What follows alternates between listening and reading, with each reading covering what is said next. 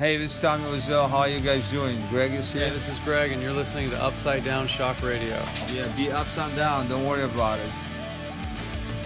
Hello and welcome to episode 32 of Upside Down Shark Radio, the premier pop culture podcast here at UpsideDownShark.com and where all good podcasts can be found. Make sure to leave a like and review, and if you like what we do, please like us on Facebook, Instagram, Twitter, and all that good jazz.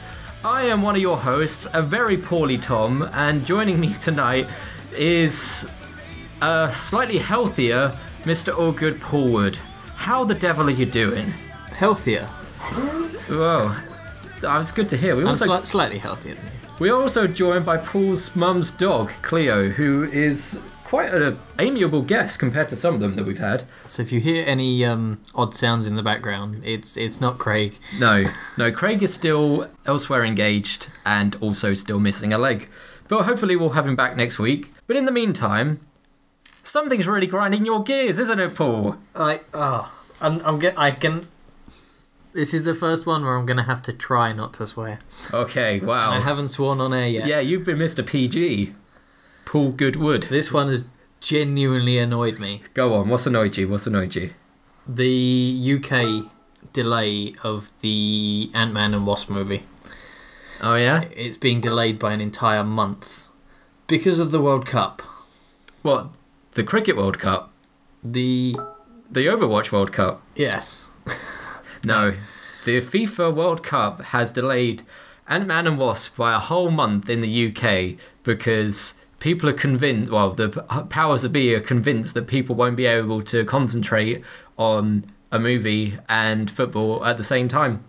Because apparently it's impossible to do two things at once. Well, I mean, have you tried watching the football and the film at the same time? No, because I don't like football. And this is half of my point, is that a considerable amount of people that are going to go and see Ant-Man and the Wasp don't watch football. Yeah. I mean, yes, a considerable amount do, but like we were discussing earlier, the matches themselves are on relatively early, aren't they? That's true. So they won't cut into evening cinema goer time anyway. Well, yeah. There is no correlation between the two. But what about the hype around mid-week matinees? What about the people who want to forego work and watch a movie at 12 in the afternoon on a Wednesday? Then they'll go and watch a movie at 12 in the afternoon on a Wednesday. Our point taken. As opposed to going to see Lithuania versus Botswana or whatever. Whoever's playing what. I'm not sure Botswana got in. I'm not sure Lithuania did, to be honest. I know Iceland did. I'm very happy about that. Big up my Icelandic boys. Love frozen food. Well, fermented shark is actually pretty nice. I'm not going to lie. But yeah, I mean, I can kind of see their point, because when you put all that money behind a film, and it's not... I mean, Ant-Man's a popular property, but he's not anywhere near as bankable as the big four, as it were. So I can see why they've done it, just to cover all bases. But it does seem cruel to make us wait that little bit longer. So is it being released in America? Yeah.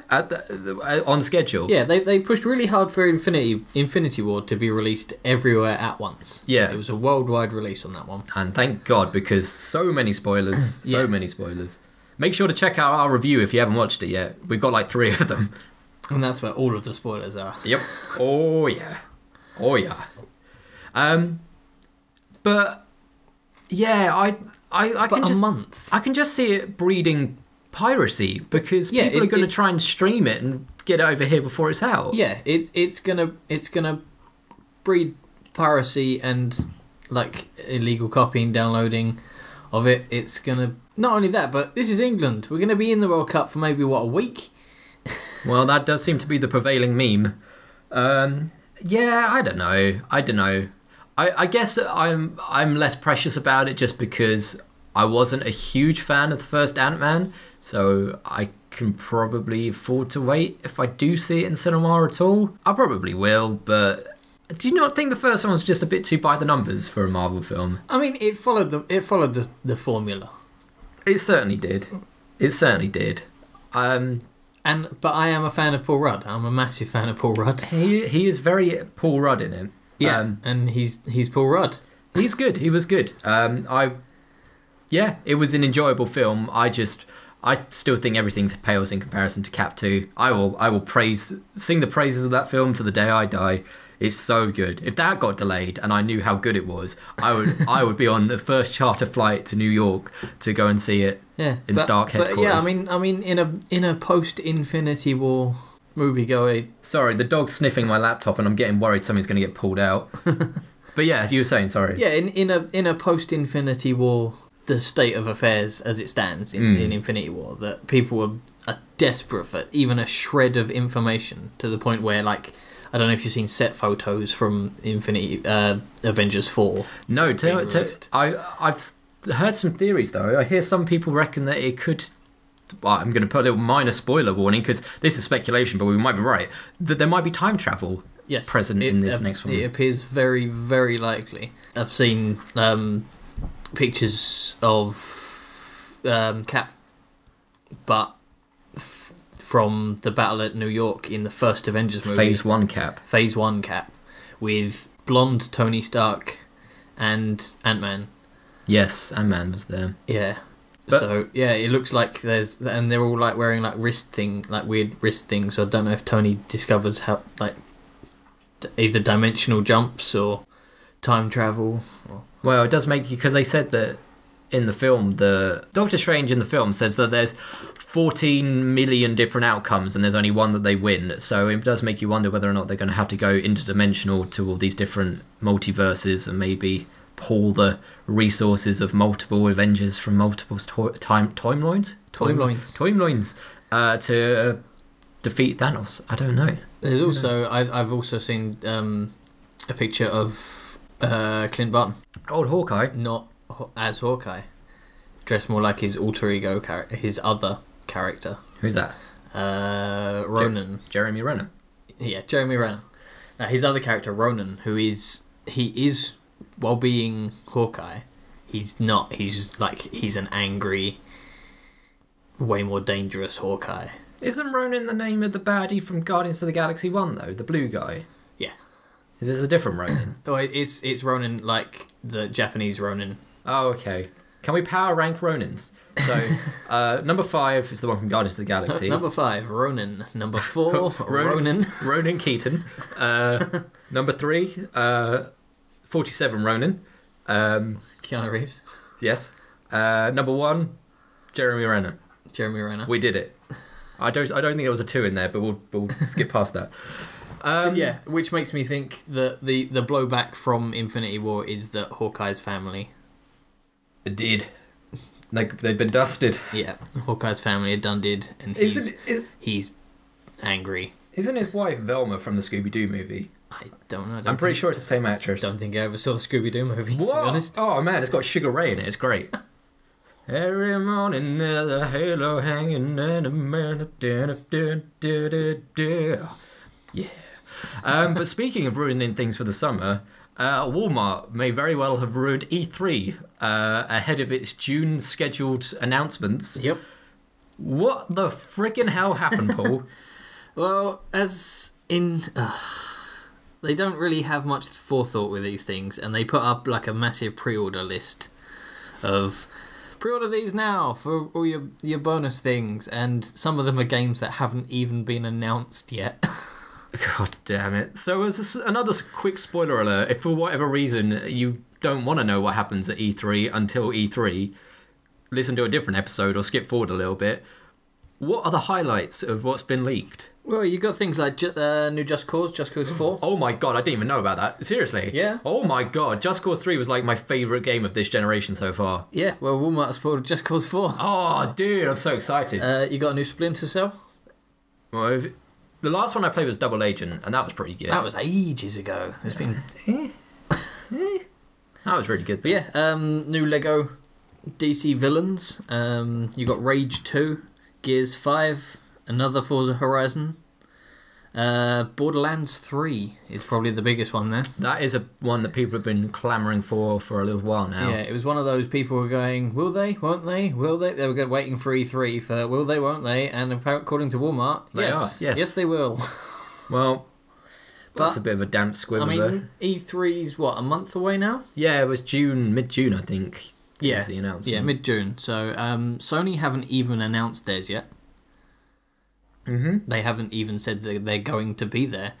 Yeah, well, that's the thing. A lot of games companies and platform devs have they've been moving away from E3 and having their own special conferences for announcements. Like obviously you got Nintendo Direct. Yeah, Nintendo have been doing it, but that's because they're. I don't know if you've ever seen Nintendo at E3. No, they're terrible. Oh, really? Yeah. Or like Nintendo and Square Enix are the two worst ones that they put zero effort into it at Damn all. weebs. It was one of the, I think it was to do with the when they announced the Final Fantasy VII thing. Okay, yeah, I remember. And the guy was up there talking about it, but he was Japanese. Yeah. And he was talking, and there was a translator. Okay. And so the translator was translating, and then it cut to the video of Final Fantasy VII, and then when it came back, the guy started talking, and the translator hadn't come back. Like, he just almost forgot. He's just in the toilet. Yeah. I don't know if he thought the video was going to be longer. Or...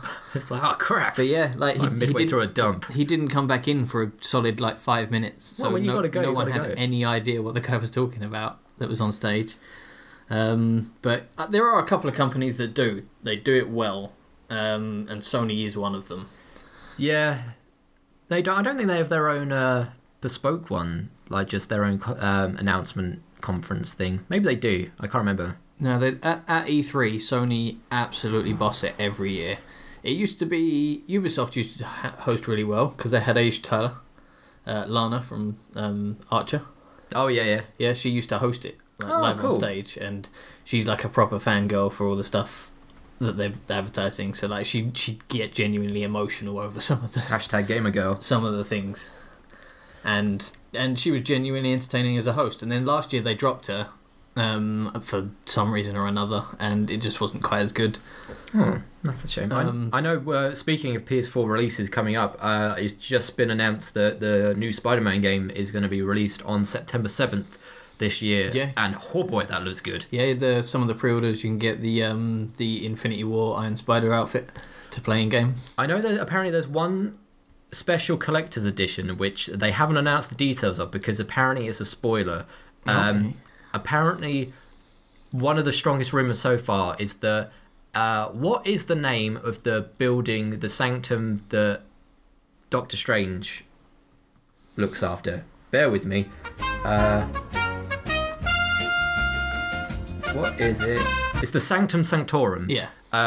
Apparently it is him posed upon that, which sort of would infer that Doctor Strange is going to be in it. Okay. So that would be cool, because I like Doctor Strange. Multiverse. He can do magic. If this new Spider-Man game goes like through like a Shattered Dimension style... Oh, that was a really good game. Like, so you could be 2098, and Spider-Man Noir was fantastic. Because it played like Batman. Yeah. And this game looks like it's built almost around the Batman Arkham Knight engine. Well, I know that Marvel Studios have said that they want to have a franchise like the Arkham Knight games because, I mean, that's easy to say. We want a stellar single-player franchise. Of course, a lot of companies do, but I think Spider-Man's the best character to frame that round. Yeah, easily. The gameplay on it looks like it's going to be like Arkham Knight. As long as it brings back the enjoyment that I got from the PS1 original Activision releases. Oh, you couldn't leave the rooftops?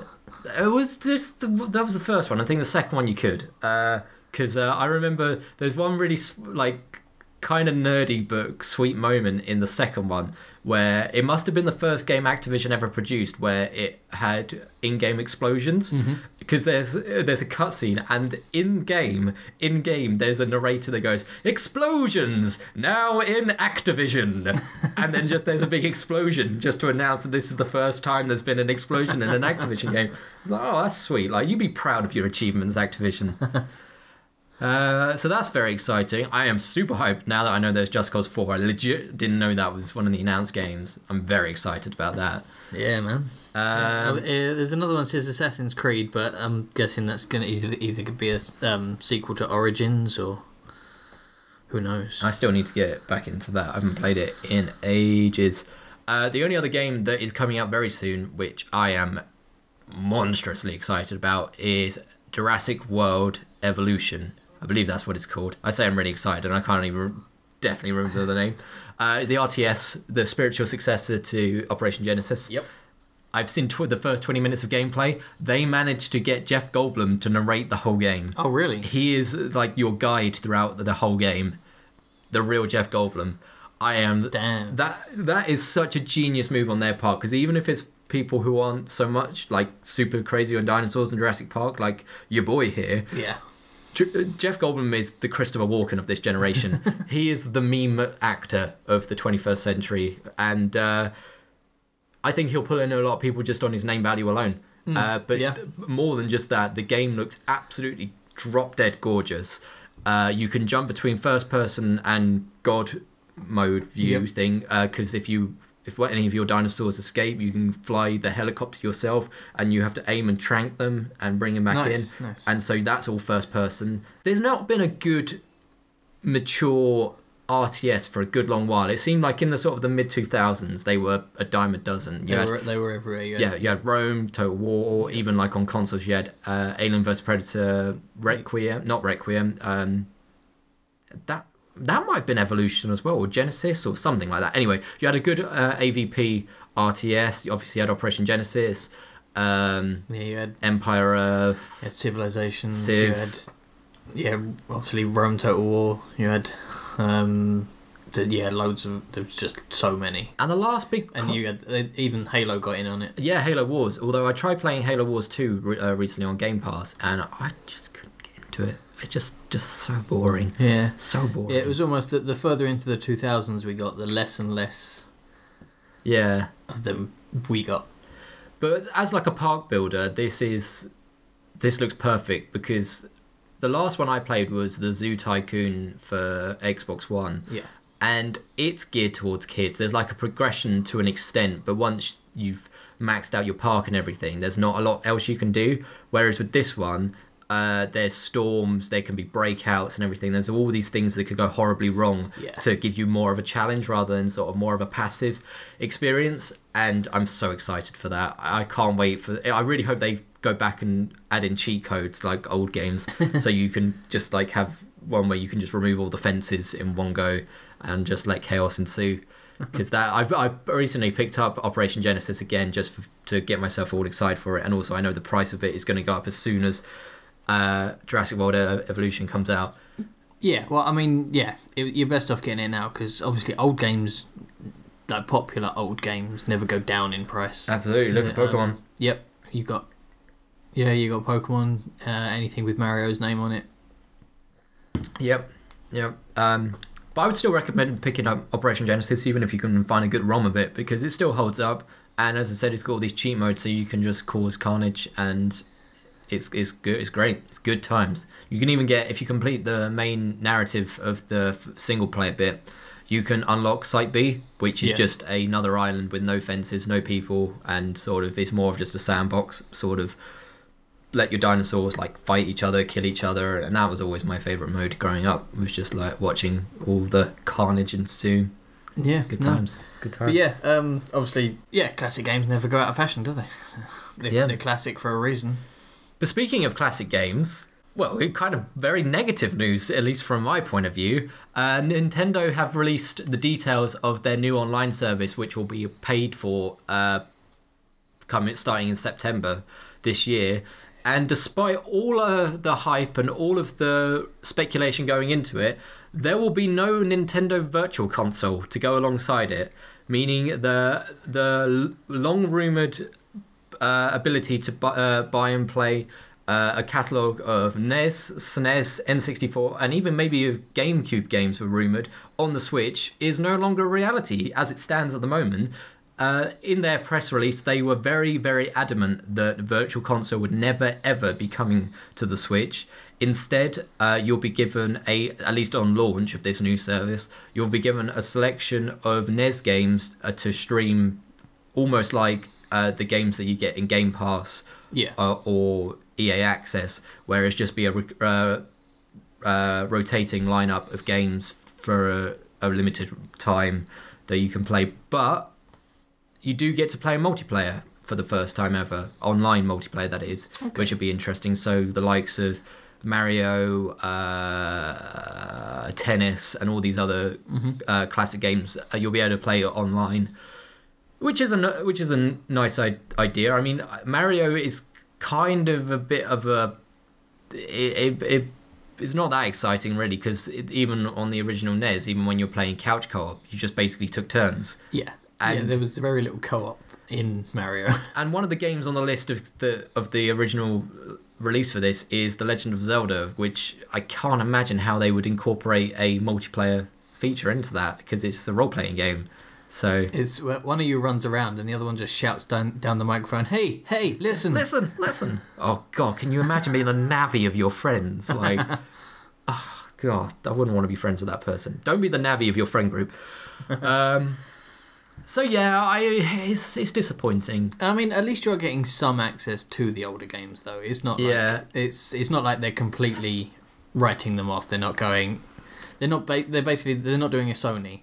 They're not going. Like, just rely on the new games. Stop playing old games. Or an Xbox where they're like, don't even bother with discs. Oh crap, people want discs. Oh crap, we're not doing very well like we did last time. Let's do everything we did last time and just release.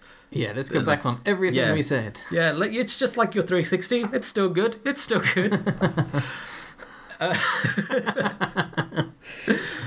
Phil Spencer. But yeah, I'm disappointed. I can see from a business point of view that you don't want to shoot your load all in one go, because there's so much money to be milked out of all these old games that they've released, and they are in a weird position because they're the only platform builder who are also the proprietary producer of the best games for that console. Like, Nintendo consoles, the best games on them are made by Nintendo, and that's not the case with PS4 or Xbox One. So they're in a unique position in that regard. And I can foresee that we're going to get HD re-releases of all the GameCube games and maybe even N64 games, and then eventually we might get some sort of streaming service. And I can see why they're doing it from the point of view that they also have just released all the micro consoles as well, and apparently they're not going to stop doing that. I wouldn't be surprised if we saw a mini N64 at some point. But again, the mini NES and the mini SNES, there's very limited as the games that are on them. You do only get about 30 on each. And they're not the games that I wanted to play. Oh, you're such a hipster. What games would you have wanted on them? I wanted to play Judge Dredd and the Addams Family. And get yourself a Retro Pie like I did, and you can get all that. Did you get the Addams Family game that was in a shop that we both enjoy? No. You didn't? No, I didn't see it. Oh, it's just Uncle Fester on the cartridge, and it just looks so beautiful. So beautiful. Will the paid service on the Switch work? Who knows? It's cheaper than all the other providers so far. It's £20 a year, or it might be $20 and about £18, which is obviously a lot cheaper than. Yeah, it's at least half the price of the other two. Yeah, I think it's PS4 is £40 and 50 now. Is it 50 now? Yeah. And that's 50, and Xbox One is 40. So this is at least half the price. Yeah, it's at least half the price. But then people with the next gens, the Xbox One, the PS4, are using them to play online as well. That's true. You got your Call of Duty players and your Battlefield players, and they're going to be using. That's primarily why they purchase it. Like, whereas the Switch players, they've only just done a multiplayer, and there's still no. And there's nothing to play on the multiplayer. Hey, now that's not true. We got Mario Kart. Are you going to play Splatoon? Splatoon apparently is really good. I haven't played it, but apparently it's really good. Like Doom, I've heard that's really good on the Switch as well. The only thing that really winds me up about the Switch Online, which I just can't imagine why it's still like this, is that there's no built-in chat function in the console. You can't just plug in a headphone. You need an app on your phone to hook up to the console, and then you plug the headset in your phone or something like that. I know they released a specific Splatoon headset, but there were so many cables in the box. You need couldn't quite work out what goes where. You need a circuit board diagram to figure out how to set it up, and everyone's just been using Discord chat because it's just so much. It's so much more simple to just do it on that, or even just set up a Skype call with your friend who you're playing with. It's just, I don't know. It just seems like such an oversight. But I don't know. Maybe they'll fix it if they do like a Switch Lite or something like that, or a Switch version 2. Yeah. Who knows? Anyway, we shall have to see and report in September, if we're still doing this whole nonsense, how it does. But I'll still be playing my Switch. But in the meantime, you don't have to wait for September to listen to this week's Track of the Week, because that'd be kind of weird for a Track of the Week to be then released like 6 months later. Anyway, that's enough of my internal monologue. Track of the Week is by Maypine with their new single Give off their upcoming EP Bend/Break or Bend Break. I don't know. It's stylized Bend/Break. But Bend Break. Whatever, it sounds really good and I'm excited to listen to it. But you don't have to wait till the 6th of June to listen to Give, as we're going to play it right now. This is Maypine with Give. Check it out.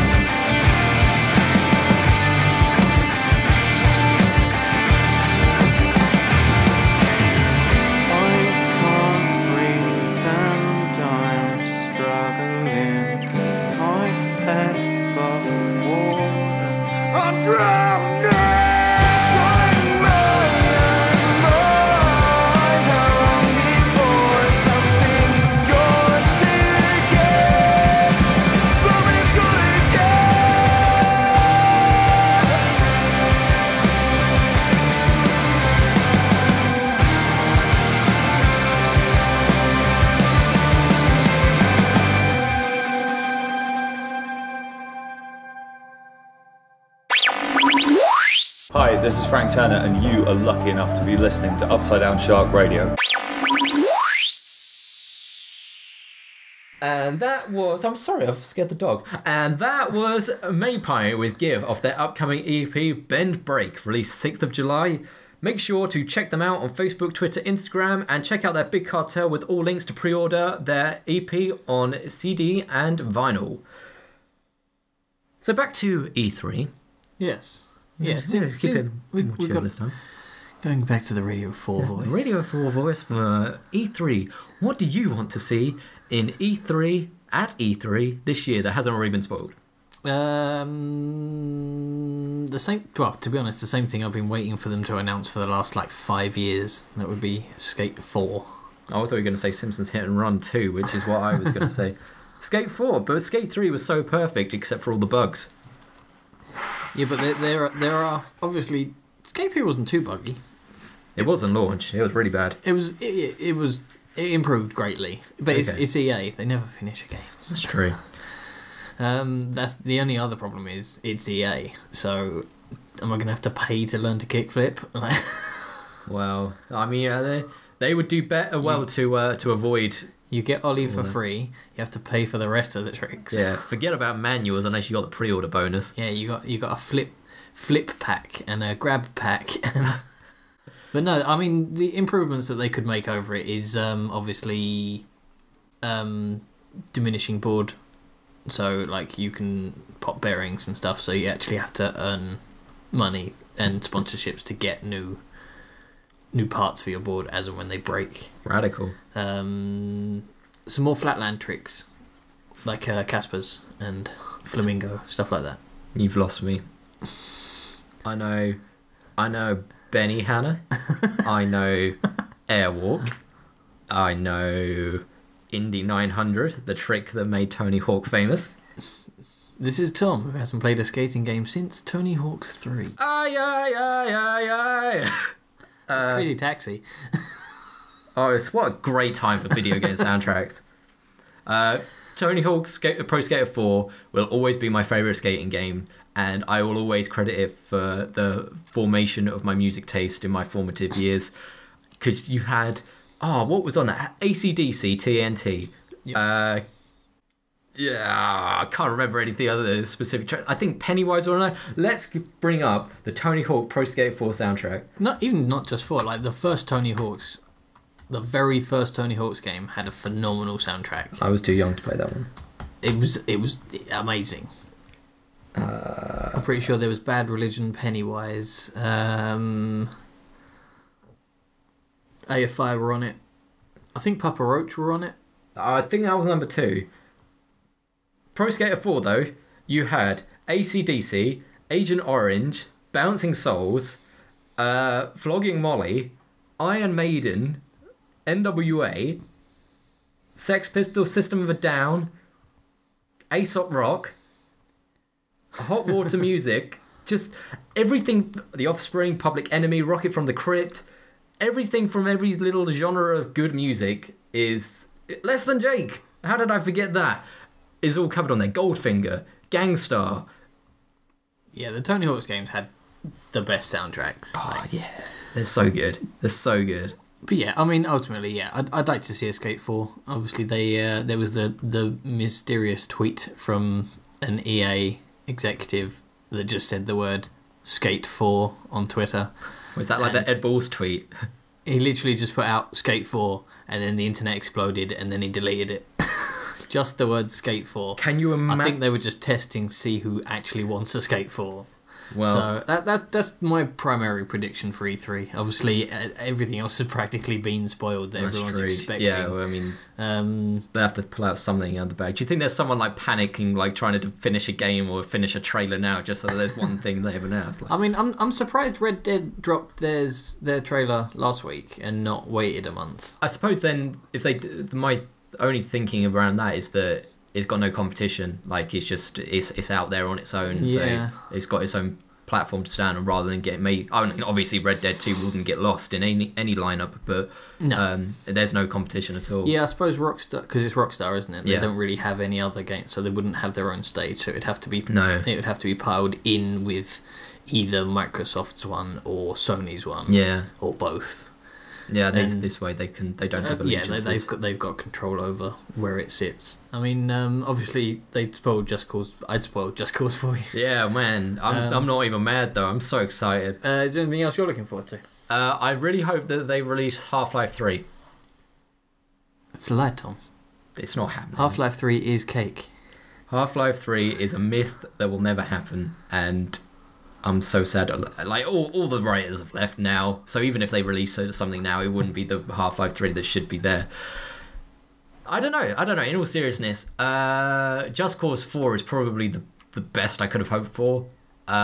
Maybe more of Jurassic World evolution, but I mean, it's so close to release by then. I think that there's no point showing any of that. More of Smash Bros on Switch. I know they teased it at Nintendo Direct, but if Nintendo do have any presence there, like a full trailer would be nice. Other than that, I'd like to see a Horizon sequel, Horizon Zero Dawn. Yeah, I never played the first one, but it looked really pretty, and apparently it's really good. It is really good, yeah. But yeah, obviously it deserves a sequel. It could essentially kickstart a franchise. Do you think that single game? Do you think Becky Lynch will ever play Aloy in the movie adaptation? If WW Studios gets the rights to it, because she should, because she's the spitting image. Anyway, I'm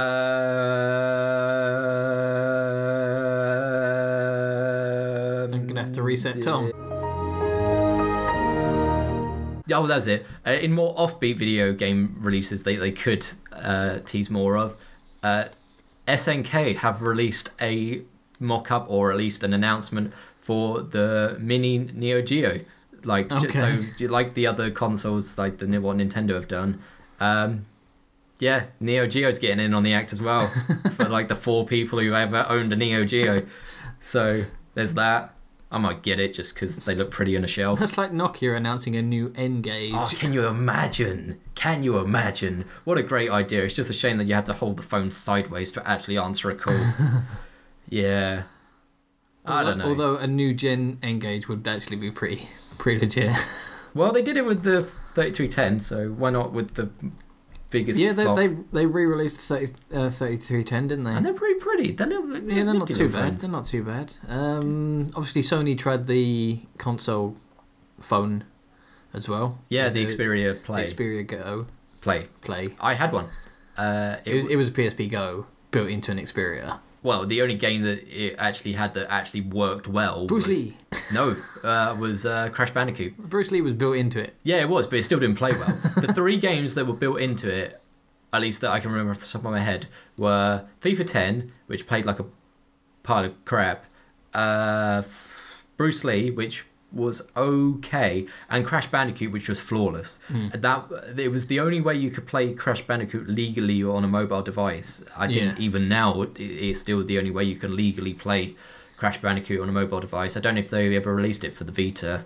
I don't think they have, no. But it was really, really well done. There was no lag, looked like exactly like it did on PS1, and it was great. And so it was basically, because this was when I was like 16, and you wanted to play Crash everywhere all the time. Yeah, I didn't want to talk to people, so I don't think I ever made a call on it. I just used it to play Crash, and it was at the tail end of its lifespan. So I think I got it for like sub £100, and I would pay sub £100 for a mobile Crash Bandicoot sim.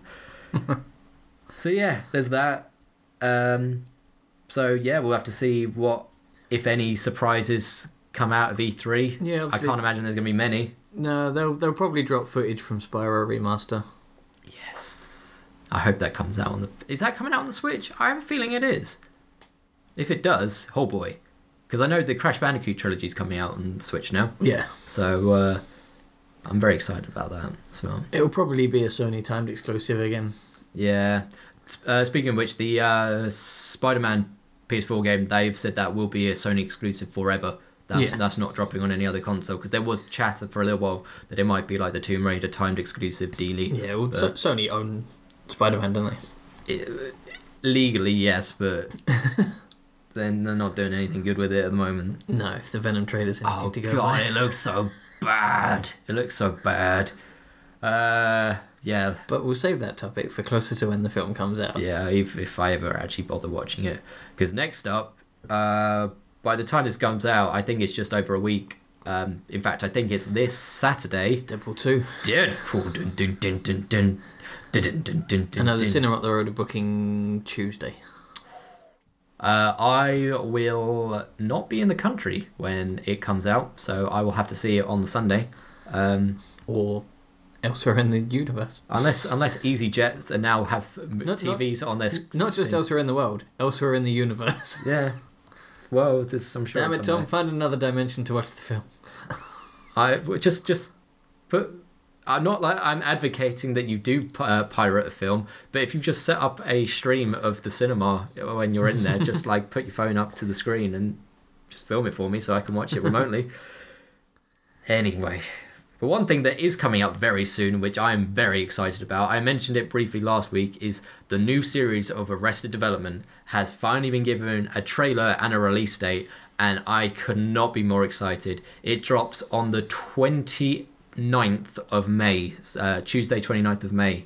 The trailer makes it look like none of the magic has been lost. It looks like it's going to be more of a linear plot like the original first 3 series, and I may have booked off the entire day of work just to watch it. I'm just going to binge that stuff, man. It's going to be so good. It's going to be so good. So I'm sure in the episodes after that we will be waxing lyrical about that. But in the meantime, there's plenty to keep us occupied, what with E3, Jurassic World, Deadpool. Solo comes out soon after that as well. Yeah, there's quite a lot to look forward to in the coming months. I was thinking it's probably the best year for films since 2015 when we had the original Deadpool. Or was that 2016? No, I think it was Deadpool and John Wick in the same year, wasn't it? We had Deadpool, Jurassic World, Force Awakens, Age